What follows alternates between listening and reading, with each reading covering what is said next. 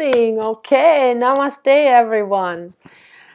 I am continuing the I am activation key code. It came in with the E3 comet, and then it just kept opening and opening and opening. I am moved to only share code 14 because that is the that's what is current now to be shared. And at the same time, I also want to start out with the very beginning activation key code. So key codes are also always decodes. Yes. And I want to start with this, the very beginning. So first it is because we are in a storm right now. And that's why also the code 14 is what is current. And it's the last that came through. And we are in a storm right now. There are many floods happening on the earth, and I know here in Germany, many floods. Focus on me, not the storm. And the storm, of course, is not just weather, but it is the storm that is in the times of ascension and transitioning from for the whole earth and the whole of humanity, except for those that are not going along through the eye of the storm, that are going through the portal from one dimension to the next. And because it's global, because it's collective, and not just that, it's not just global and collective, it is the entire universe. So that's the thing. The entire universe is ascending. The entire universe, but that doesn't mean that it's happening now. It means that it's in the ascension cycle. We have begun our ascension cycle, and the whole universe has begun its ascension cycle. And this is, of course, it always is, from the macro into the micro. This is like a wisdom, a guidance. Do not focus on all the chaos, because going from one order to a next higher order, you can see this in biology and petri dishes. First, the order falls apart into chaos. The old order has to fall apart into chaos before it can form on the next higher dimension, which is a frequency level that holds the lower dimension. The lower dimension is encapsulated in the higher dimension. First, it falls all apart. The old structure has to fall apart, and then all the individual parts, all the individual aspects ascend on their own. It happens through our own hearts, our consciousness, and then they come into a higher order, and that whole collective organism reorganizes to a higher order that has never been there before. Focus on me, not the storm, and it's shown as Jesus Christ, Yeshua, and the symbology of this is, it's not religious. It could be taken that way, but it's not religious. He stands for ascension because he ascended. He stands for the Christ because he embodied the Christ, and the Christ is a geometrical form of our light body. Anatomy at a certain level of evolution, of development of our light body, and that is then called the Christ. So it's like focus on ascension.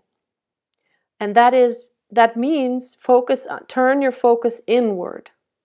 Turn your focus inward, because it is your soul that is coming in and being embodied, more of your higher dimensional frequency consciousness self, because that's the light.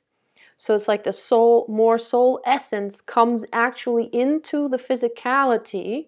So that means also more aliveness, more awakeness, more awareness of ever more facets and subtleties of yourself, and also of your body. Your body comes more alive.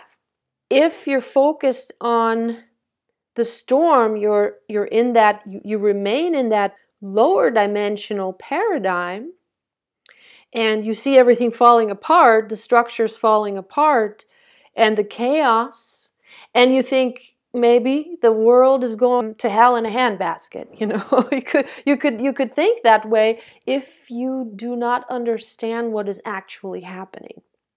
So that's why I picked this. And then here, we must unlearn what we have been taught from the inverted 3D conditioning, because that's a very small box, and it was a box created by inverted organisms. And that means they are no longer, their spin is inverted. Their spin is not part of the tree of life, of the divine torus. They don't spin anymore in the rhythm of life as a part of life, but they spin against life. Like a cancer cell, they spin into death, but they're trying to hold on to being alive by getting life force from others. So it's the parasitical organism, the archon energy, that pulls life out from the living organisms. It is the artificial that has no soul. Machine. At the end of that is AI. But we must unlearn what we've been taught from this parasitical system, because a conditioned mind cannot understand infinity. Now, what kind of conditioning? Yes, what kind? Inverted 3D conditioning. They put us in a tiny little box so that we would think that's it, this is our world. Only when they keep us small, and not knowing, and divided from our soul, divided from our wisdom, our inner knowledge, can they control us, and can they then siphon off our energy, which is the inverted matrix system, where our energy can be siphoned off and we don't even notice it, you know, until, of course, the time of the ascension cycle, the time of reawakening. So this is the yugas, different yugas of where consciousness awakes and then falls back asleep again. And then when it falls asleep, when it is in the deepest sleep, it's the most vulnerable, it gets pulled down. As we move through the 0 point, we dissolve into infinity. And this is what is happening in an ascension, everywhere and nowhere. And that, of course, is in consciousness. And are put together again like Humpty Dumpty on the other side of the vortex of the toroidal tornado.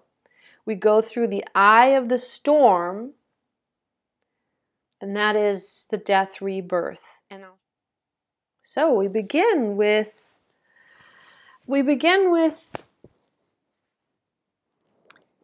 truth, alignment, King Arthur, Excalibur, sword in stone, and that will lead us also to the Holy Grail. So this is King Arthur's, this is the abbey in Glastonbury, where it is said that King Arthur had his remains were carried to, because where he lived was Tintagel. And here you see this. That's where it is said that his this is actually where they brought his because the burial site is actually outside of the abbey, but then they built the abbey and they built a special stone, and then they brought his and Queen Guinevere's remains in here and buried it here. I visited there for the second time, Avalon, in September 1922. Like maybe half a year or so before. And I was watching a video from Amanda Lawrence, who lives in Glastonbury. She's quite known online, wonderful woman. And she was sitting in the abbey, and then she said, I just want to show you where King Arthur's gravesite is. And she turned around her phone, and you can't see anything, right? It's just grass, but still. Something happened very, like in a way a phenomenon happened. I'm sitting on my sofa just watching the video, And all of a sudden, when she shows the grave, something catches me. I'm so touched. I have to stop the video. I start crying. I'm like in a, it's like what I got in a memory. It was like something popped open for my DNA, you know, like maybe, I don't know. But it was like a memory opened up, because this was, it's like, you know when you've experienced something, when it's not something I read anywhere or saw. No, these were my feelings. And all of a sudden I got the deep sadness I felt, like really, and I had to cry. I mean, I was crying quite a bit, that I felt from King Arthur's death. And I felt that I knew him and I loved him so much, but I don't know who I was. You know, was I maybe a subject? And I loved him as a king, but I knew him personally. It felt like I knew him very well, like that. And so I thought, oh wow, that was interesting.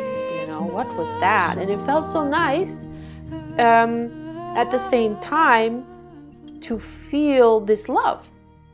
Arthur, I will explain why he's a key figure in the world history, and his importance. Symbolically is it means in the arc, in the story, in the arc of the big story.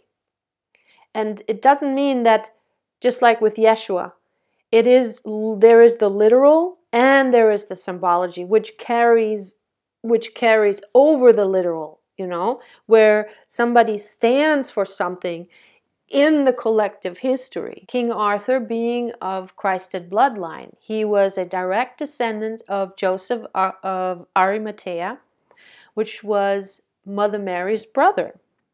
And Mother Mary's brother and this was actually, when I got to Avalon the first time, to Glastonbury, I went to the tourist office. There was some things I wanted to ask there, and when I got to the desk, then the lady who helped me, she started talking.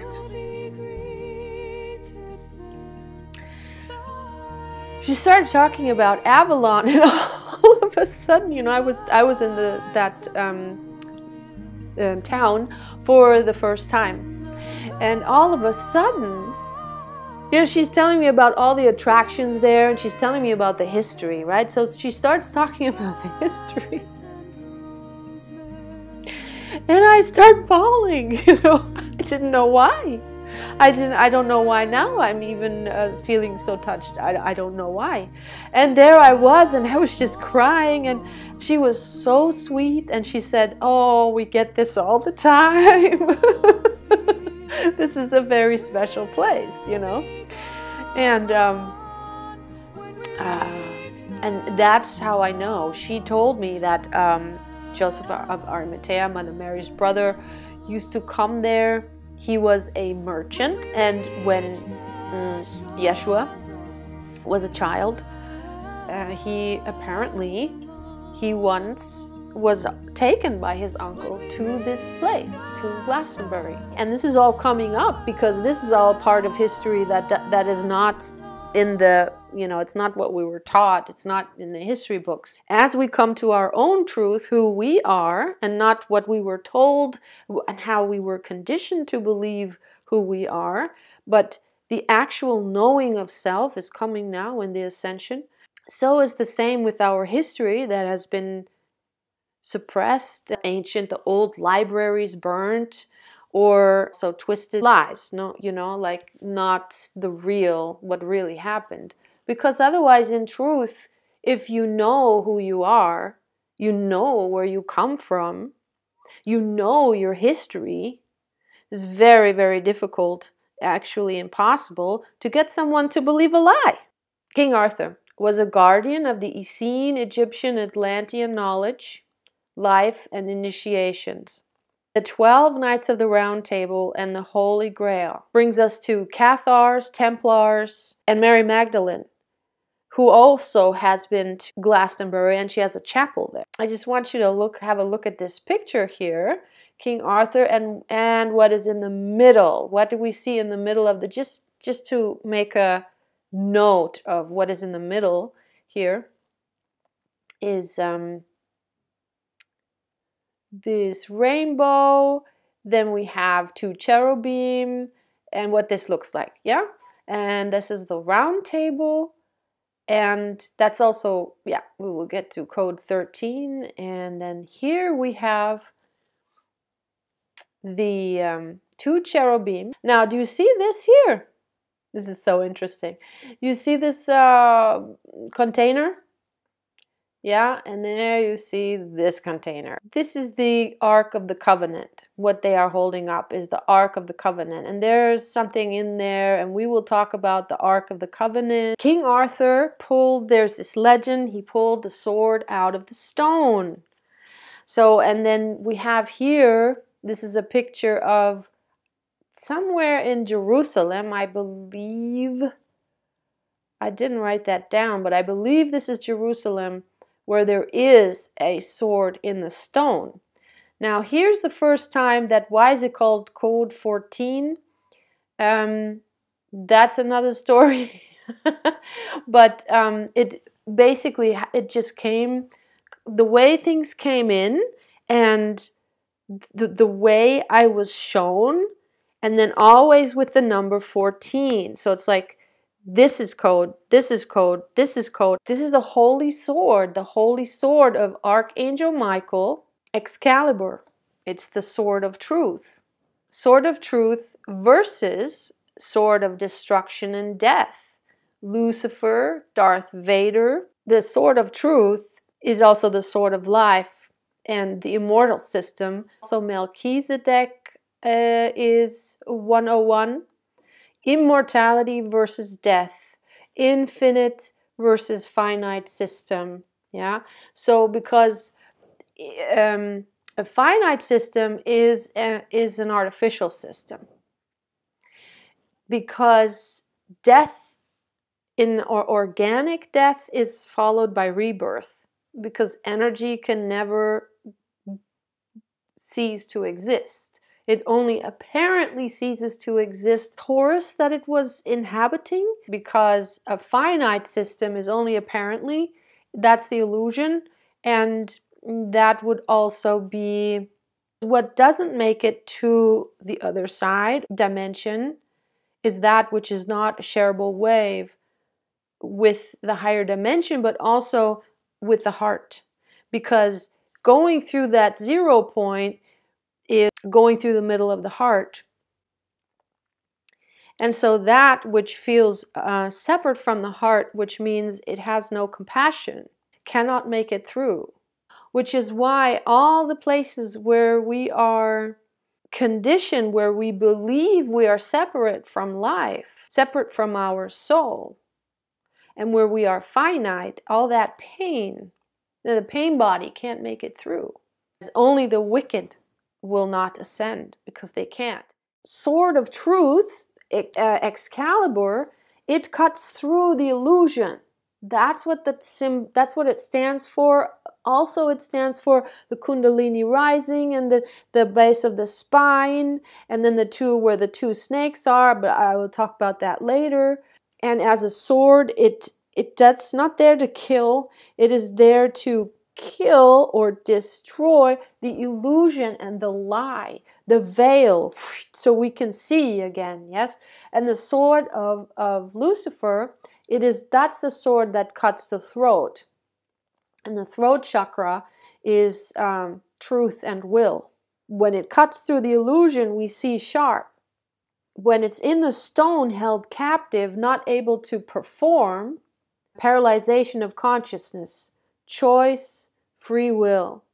When it's pulled out of the stone, King Arthur, Archangel Michael, it reawakens that our ability to cut through the lies, cut through the illusion, cut through the veil, and see the truth. You cut through the narrative that's been fed to us. So this is Disneyland. They had Excalibur in the stone. They had it in an ambush and in the stone. Somebody, and this is a mystery. I just came across this article when I was looking for this picture, yeah? And this is a mystery. Somebody pulled the sword out of the stone, out of this ambush. And this brought me to my premonition dream, which I won't share at this point, because it's part of the second Earth, Nibiru, coming from Blacksmith constellation Orion. So this is how also the symbology, yes, it shows up. It shows up everywhere. Your consciousness is reflected back to you. And this is how also dream languages, how dream consciousness is reflected back to you, and how you can understand your dreams, what they're telling you, what you are actually telling yourself, or what your higher self is telling you. March 1st, I saw this picture from my balcony, and I saw this and it's like, wow, it was so clear. What do you see here in this picture? Now what I see and what I saw, clear for me, this is so clear. This is a snake. Here's the eye. And I can see how this is coming from a higher dimension, because here I see a little bit of mint green and it's a little bit blurry. So it's like there's a different frequency here. And then here I see the sword, Excalibur, and here I see an arm that is wearing one of those gloves, you know, that they wore in, you know, the thick, long male gloves, made out of. The sword Excalibur is cutting off the head of this snake. 2017, Trump became president, and the 17th letter of the alphabet came out. And this letter, with that, a lot of code. It was a pivotal, it was a milestone where a lot broke open and a lot of people started to wake up to what is really going on behind the scenes, behind the what's really the narrative, and so forth. There was also this coin termed the deep state, which is kind of like, okay, the puppeteers behind the stage, you know, what the narrative. So what's really, it's the illusion, you know, that which is weaving the illusion for the hosts so that they remain hosts, because it is only us that can liberate ourselves and then not be hosts anymore for the parasitical system, for other parasitical beings. Never black and white, like also for parasitical traits within others and within ourselves. We are not hosts anymore. This term right here was also the symbology that was used in the social media. People who were talking about what was going on is the Hydra. Here we see the constellation. I made a little picture, constellation of Hydra, and there is a constellation of Hydrus. So there are two, and they are both, even though this you can't see so clear, but it's a huge long snake, and this is also a long snake. And this snake, Hydrus, you can see almost has like the head.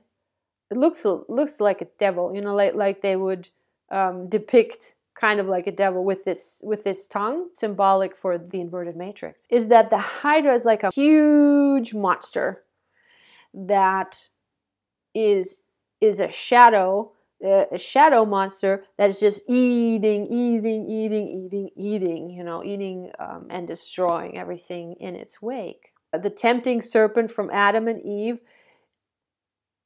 This snake also stands for the ego, fear, survival, separation from true self, from soul, and the plasma double, from the multidimensional soul, from God, from life, as one organism. Why is that? When we are completely, or the Hydra are these like monster beings and so forth, the ones that are just like eating the louche, yeah, like demonic beings, a being that is completely a shadow of itself. It's not like in its right mind, it's psychopathic, it's completely ill, destroying and feeding. Symbology for the inverted matrix. The head of the Hydra has been cut off. So the head of this monster has already been cut off, and we are now becoming aware of it. But the rest of its body is still running around, because you think about it's a system, yeah? It's a system. So even though the head has been cut off, all the other parts within the system are still running around trying to survive. The dream and the dreamer are one. That unconsciousness hijacked by the egoic program is liberated. So the egoic program that is at war against itself, you know, that's the pain body, wants to be fed, not aware. It's a programming. That's the whole journey we've been on since. So here's another picture I took after the first one. And you can still see it really, really, really, really well, I think. So here, I also want to show that in the constellations, there's a constellation called Draco, and that's not a coincidence that it's depicted almost exactly like Hydra.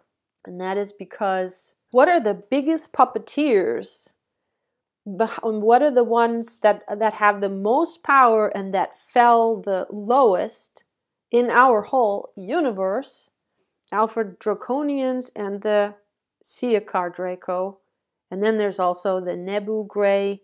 The most powerful puppeteers behind this Hydra parasitical system of our world, I would venture to say, all the vassals and the alliances, because it's not, they don't really work together. Remember, this is like psychopathic consciousness or unconsciousness. So they do kind of get together to be stronger, but it's not like they have a true alliance. In 2010, Laura Eisenhower, who was a master astrologist, she says that in 2010, we came back into alignment with the 13th sign of the zodiac, which is Ophiuchus. And he is the snake charmer. When I saw this in March last year in the clouds, I knew instantly, aha, this is the confirmation.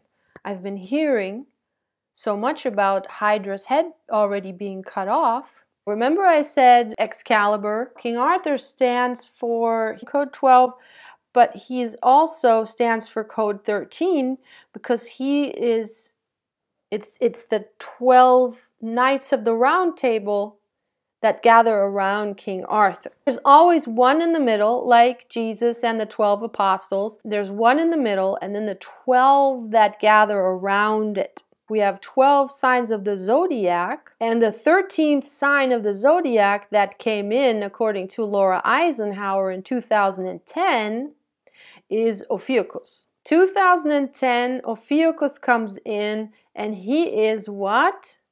He is the snake charmer. So first we had the Hydra head cut off, and now we have this being here, which is the constellation of serpents. Snake, it doesn't stand for bad or inverted, even though Team Inverted, Team AI bullies here in our, not just Earth, not just our solar system, but apparently in the whole quadrant of our galaxy. Sagittarius arm apparently have been the Draco reptilians and the Siakar. Snake is a reptile. Snake medicine or snake energy or the snake symbol. I have heard that reptilian is the most ancient form, older even than the human being. than the human form. They are represented a lot. There are a lot of reptilians, not just Draco and Siakar. There are so many other kinds of reptilians. I know that there are, for example, reptilians native to Mars. What John Whitberg from the SSP and Penny Bradley have experienced. There's so many that are so very, very nice. You know, they're just like us. There are human beings that are psychopaths and totally criminal, no compassion. But most of the human beings are good people. Those are just the fallen ones. And it's the same with the reptilians. It's not that reptilians per se are evil or nasty or so. The 13th sign, Ophiuchus, snake charmer. Aborigines, Australia, snake charmers, well dreamers. 14 years after 2010, okay, comes the 14th sign, Cetus, but we want to stay a little bit here with Ophiuchus, with this image here that I got from Dan Winter. You see here is the celestial equator, and apparently this is probably where we were at when this image was taken. Climax from Lost Book of Nostradamus predicts the alignment. So here we have again code 14, alignment, Excalibur, because that's the alignment. What I was also saying before with Excalibur stands for the column of light, you know, our spinal column, and then the two snakes that live of the Kundalini, Ida Pingala, that live in the two indents, small of our back. The spinal column and the column of light is straight. The spinal column is an S, but the column of light is straight. Coming back into the neutrality, this is also what Excalibur stands for. Coming back into neutrality means that bridge between the bicameral brain is the neutral view, and in the neutral view, the male-female brain and perspective and principles within our body is balanced. We feel the emotions, and the emotions means motion. So we feel the emotions that come from the melting of the ice, frozen in time, when we meet, when the trauma gets triggered. When we have an event that happens on the outside that makes us feel bad because it is reflecting what already is sitting frozen within us that feels bad and that wants to come back into our hearts. When we can hold that space, be present with the bad feeling which heals it and remembers it, that is the neutral perspective. Presence. Presence is now. Is the column of light, is the Shushumna, is that central column. It's also called the straight and narrow path in the Bible. The waves of the ocean, because this is also the polarity. The waves can go like this and they can be very, very high. The emotions can be very, very high. But if we stand in our center, if we are centered in our heart, 13th sign, overlooking all the 12 signs of the zodiac. Gene Decode yesterday, and he reminded us of the 13 moon calendar, is that is our true time measurement. 13 months to the year and 28 days. So, because that's the moon going around 28 days. So that's the rhythm of time that we are in as Earth. The position hasn't been in alignment of the planet. The poles, you know, they were off. That's also coming back into alignment. We've been taken out of our natural rhythm. Now that we're coming back into alignment, this is now because we're in the Ascension cycle. In 2010, Ophiuchus came in. Nostradamus predicts the alignment with the 13th house, Ophiuchus, which is, or also, at the same time with the celestial equator, which is the galactic core, and that is a trigger event. All right? Important to take a note of that. 14 years later, Cetus comes in, which is the 14th sign of the zodiac. Coordinates with Eridanus, one of the biggest constellations after Hydra. Both of them related to water. Eridanus is the cosmic river, part of the trigger event prophecy. My lucid dream, there have been remote viewing groups. They all have seen tidal waves in our future, like you know, and then it's also in our past because of the mud flood and then the Noah's flood, which was apparently not the mud flood. So there have been several cataclysmic events in our Earth's history. Was like a reset because it set us back. You know, we lost everything that was lost, and also all the memory, technology that was lost. It was then easier to come in and take over the system and insert, because where there is no memory, you can insert fake memory, or you can insert fake history. And thereby the understanding of I am, who am I, can get distorted and can then be hijacked so that we identify with a self that is not who we really are. You know, that is an image of who we are. And this individually and collectively. And that is how this self can be hijacked so that it avails itself without knowing to be hosts, buying into a narrative that is fear-based and then becoming fear-based and more dense, and then giving off this fear is then the loosh. Tidal waves. I had many recurring dreams of a tidal wave is coming and running away from the tidal wave. It was the last one where a shift occurred. And that last one was San Francisco. So up until that point, these were dreams. And I just remembered when I woke up, oh, again, just like the whole time just running away from this wave. And then at the end of this dream, the wave is coming. I remember I was stopped in my tracks and my own consciousness said to me, why are you running away? It's futile anyways. Wouldn't it be wiser to turn around, face the wave, and then face your death consciously? You know, just go within, stay calm. You know it's going to happen anyway. So it's like gather yourself instead of being nowhere, you know, like being completely distraught and then dying like that. Gather yourself and go into surrender. And then I woke up. So I remembered, it was like, oh wow, in my dream, I always love this when this happens. When in my dream, my consciousness awakes. That's when the dream becomes lucid. The next dream, I remembered while the body is sleeping, I became lucid in the dream and I remembered, okay, I'm not going to run away. I'm going to face it. I did.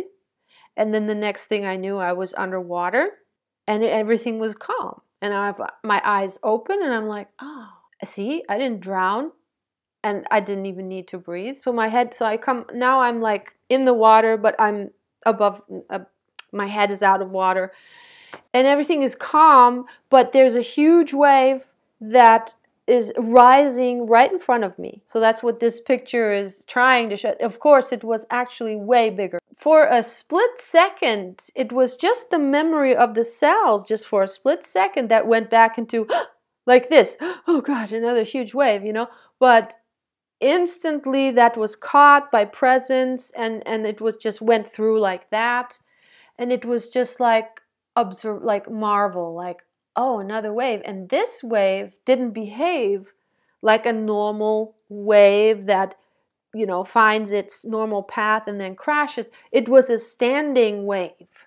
Watch the videos that I did before on this storyline on how also the code 14, because it'll really bring all of this home for you. So this wave was conscious. It could stand, it could make forms. So it was standing there and it wasn't crashing and the sun was shining through it. And so the first thing that I saw, okay, before I say that much, I'm going to talk about standing waves. You see this?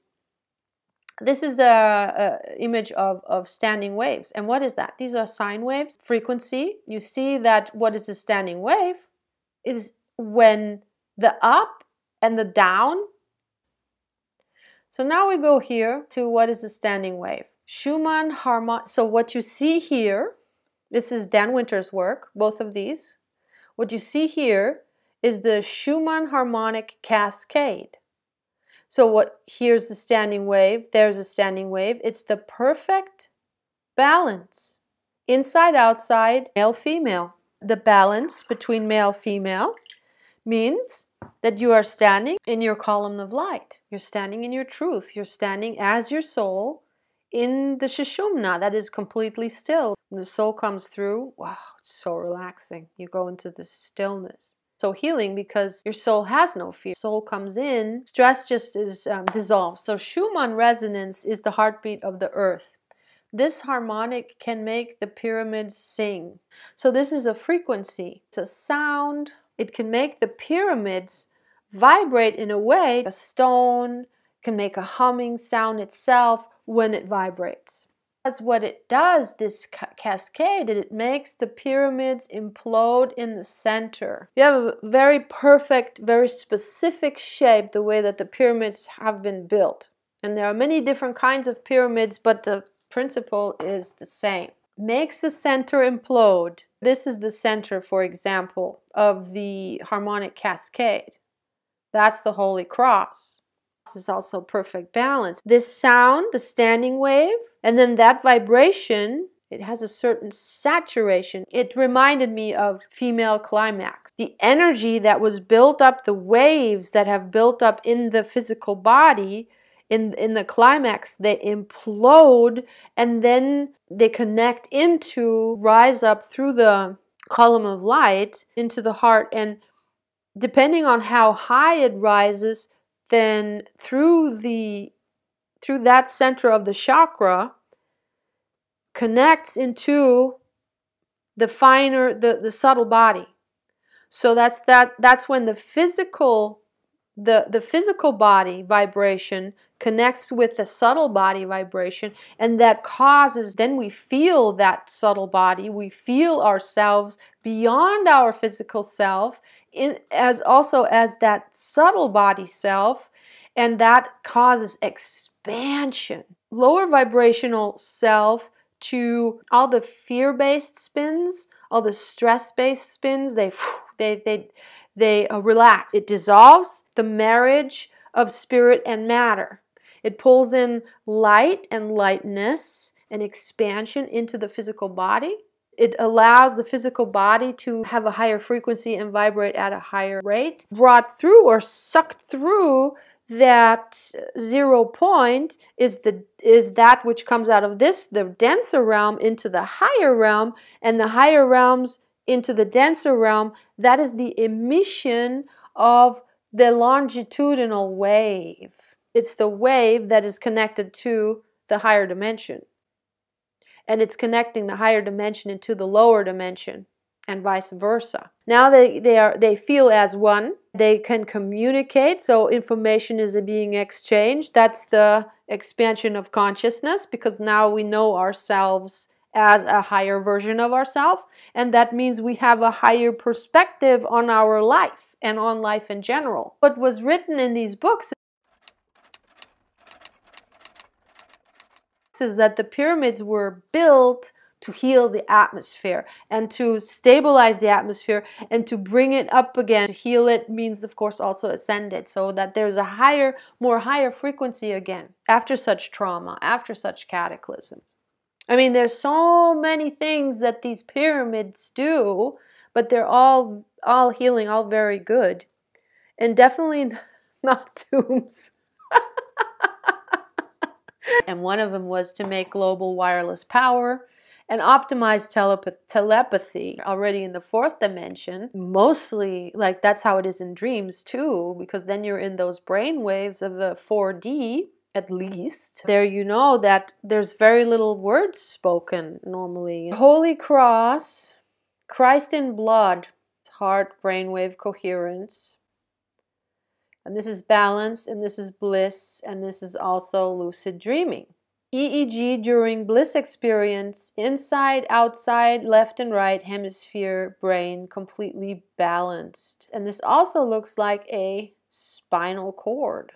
So the first thing that I saw then swimming through that standing wave, longitudinal waves are also referred to as scalar waves. So I'm just saying, because they talk a lot about scalar wave technology that we will receive very soon. You know, we're living in a museum of technology because the technology we have is the one that keeps us in this little box, having to pay a lot of money for power. And it's also a technology that is very dirty, emits and creates a low vibration, and is also not supportive of biology, but damaging to biology. The transverse wave technology that we have, for example, with cell phone towers and the electricity and all of that. The first thing that came through the wave was a dolphin. Okay, so this is the dolphin, a little piece here of the dolphin constellation. See these little dots always? These are planets and stars. Standing wave, conscious wave, sun shining through, dolphin swimming through. Now that's a different experience, standing there in a lucid dream, seeing that right in front of you, being in the middle of that, than running away in panic from a tsunami wave. Once I faced and became conscious and went within, went into surrender. And surrender means not to another, to this moment, to yourself, as it is, as you are. When a bad feeling comes up, you surrender to it, and that's how you make space for it and hold space for it. Get from the inverted into the natural spin. 52 hertz. Whales, which is Cetus, singing exactly in the frequency of the Schumann resonance cascade, standing wave. This is Dan Winter's information. And what was ancestral memory in blood? Fire in blood, DNA accessed. Cetus, which is cetacean, big fish, whale, great sea monster. Now the way that Cetus as a constellation and 14th sign is depicted is like this. This is a water horse, but it also stands for whale. And so when the whale sings at exactly 52 hertz, it's the same harmonic cascade that produces the same resonance as the Schumann harmonic cascade. It's a standing wave at phi ratio. It's a healing frequency, and it's completely balanced. It's a frequency that brings us into our column of light and into our soul and into our hearts.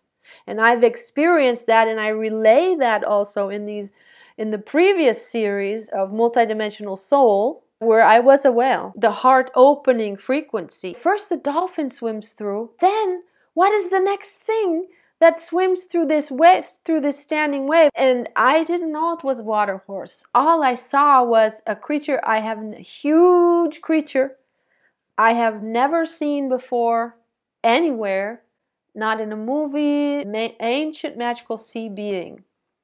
And then when I saw this picture here of Cetus, I don't know if it was maybe also when I saw this movie here, a water horse. That's when I knew, this is what I saw. So this is Lochness. So after Delphinus comes Cetus in the standing wave.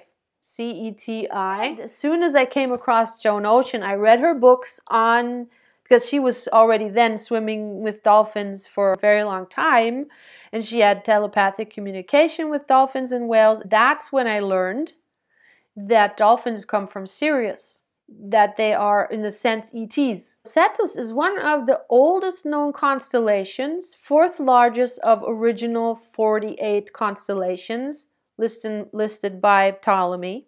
48 strand DNA. 88, see all these references with the 88 and the double diamond and the 88 modern constellations. Cetus is a member, just take this note, a member of the Perseus family of constellations, which includes Pegasus. Pegasus is the horse with the wings. What are constellations? That explanation. They put together the main, see here you have the dots. You have 3 dots here, 2 here, 1 here. Oh, that looks like a dolphin. That's why this constellation of, all I see is 5 dots and smaller dots. Oh, this cluster of stars looking from down here up there, you know, and especially, do you know how old these maps are?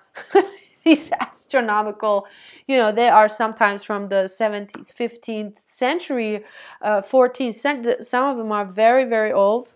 Looking with what they said these astronomers had, tools, into the night sky, you see a cluster of stars that looks like this. How do you come up with dolphin? How does that make sense that they say the cluster of stars, they look like a dolphin, they look like a horse with wings? It doesn't make any sense. So I always knew, no, there has to be more to it that we just don't know. But the explanation is still the same. Like if you look at official explanations, the location area of Cetus is called the water. Exactly what's going on right now. 3 constellations within the water area.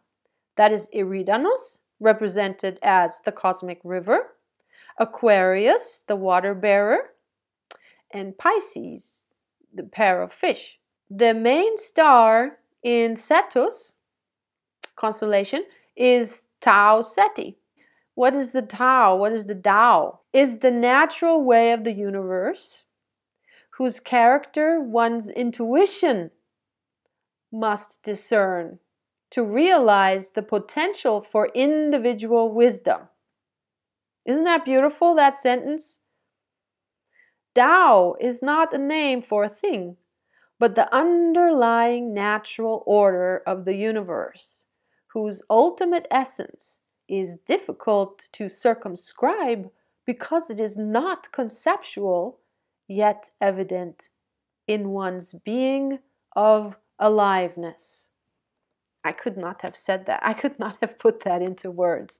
But that is so perfectly said, and it also describes the code so beautifully, what is coming through as, what came through, you know, because I asked sitting there, okay, so what is this? How am I going to call? What is the name I should give to this? And then it came through, I am activation, key code. Cetus has been called sea monster. And the Lochness is also a water horse and has also been called monster. Sea monster turns into a kind and wise and ancient magical sea being with consciousness waking up and understanding what it is. And this also is the correlation into the series, which is called Monarch, because it's the same theme.